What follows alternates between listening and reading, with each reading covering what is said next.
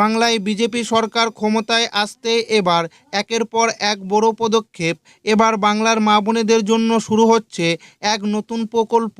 প্রতি মাসে মিলবে এবার ৩,০০০ টাকা।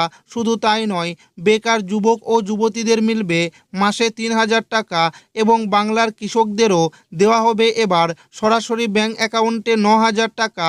বাংলায় ক্ষমতায় আসার পরেই প্রধানমন্ত্রীর এবার একের পর এক বড় বার্তা।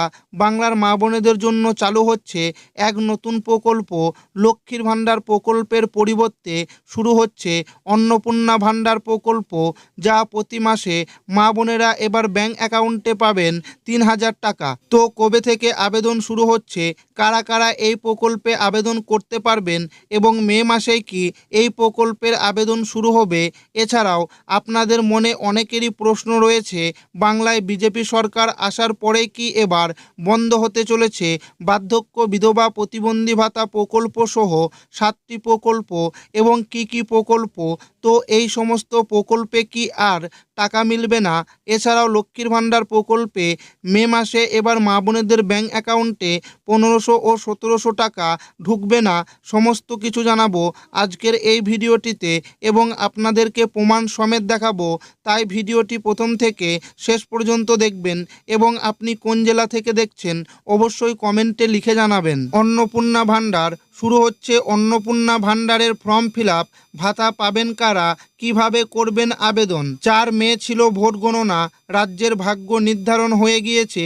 জনতার রায়ে প্রথমবার বাংলায় সিংহাসনে বসবে ভারতীয় জনতা পার্টি। শনিবার হবে শপথ গ্রহণ। মডেল কোড অফ কন্ডাক্ট শেষ হওয়ার পর রাজ্যে গঠন হবে নতুন সরকার।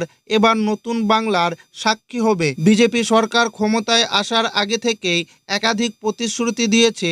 সমাজের সকল মা বোনেদের আর্থিক সাহায্য দান থেকে স্বাস্থ্য বীমা সংক্রান্ত নানান প্রকল্প নিয়ে আসার কথা জানিয়েছে। এবার সেই সকল প্রতিশ্রুতি নিয়ে এলো নয়া চমক। আগেই জানিয়েছি, বিজেপি সরকার ক্ষমতায় এলে চালু হবে অন্নপূর্ণা ভাণ্ডার। রাজ্যের মা বোনেদের জন্য চালু হতে চলেছে এই ভাণ্ডার। মমতা সরকারের লক্ষ্মীর ভাণ্ডারের থেকে দ্বিগুণ ভাতা পাবেন রাজ্যের মা বোনেরা। মাসে মিলবে ৩,০০০ টাকা করে। এতদিন মমতা সরকারের চালু করা লক্ষ্মীর ভাণ্ডারে মিলত ১৫০০ টাকা। সাধারণ জাতির মহিলারা পেতেন ১৫০০ টাকা, তপশিলি মহিলারা পেতেন ১৭০০ টাকা। তেমনি বাংলায় চালু ছিল বৃদ্ধ ভাতা, বিধবা ভাতা, কন্যাশ্রী, যুবশ্রী সহ একাধিক ভাতা। এই সব প্রকল্প দ্বারাই মিলত আর্থিক সাহায্য। এবার বিজেপি সরকার চালু করতে চলেছে অন্নপূর্ণা ভাণ্ডার। জানা যাচ্ছে শুরু হচ্ছে অন্নপূর্ণা ভাণ্ডারের ফর্ম ফিল আপ।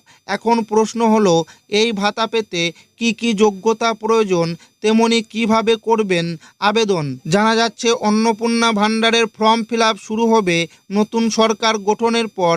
৯ মে রবীন্দ্র জয়ন্তীর দিন হবে শপথ গ্রহণ।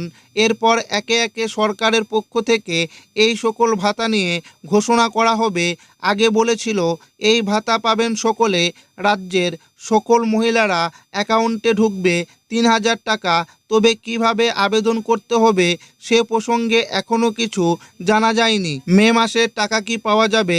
সাধারণত প্রতি মাসের ১ থেকে ৭ তারিখের মধ্যে প্রকল্পের টাকা উপভোক্তাদের ব্যাংক অ্যাকাউন্টে পৌঁছে যায়, কিন্তু ৪ঠা মে ফলাফল ঘোষণা হওয়ায় এবং প্রশাসনিক রদবদলের কারণে মে মাসের টাকা পাওয়া নিয়ে জটিলতা তৈরি হয়েছে। বিশেষজ্ঞরা মনে করছেন, সরকার পরিবর্তনের ফলে নতুন মন্ত্রিসভা গঠন এবং শপথ গ্রহণ অনুষ্ঠানের মতো প্রশাসনিক কাজে কিছুটা সময় লেগে যাবে। ফলে মে মাসের ভাতা পেতে মাঝামাঝি বা মাসের শেষ পর্যন্ত অপেক্ষা করতে হতে পারে।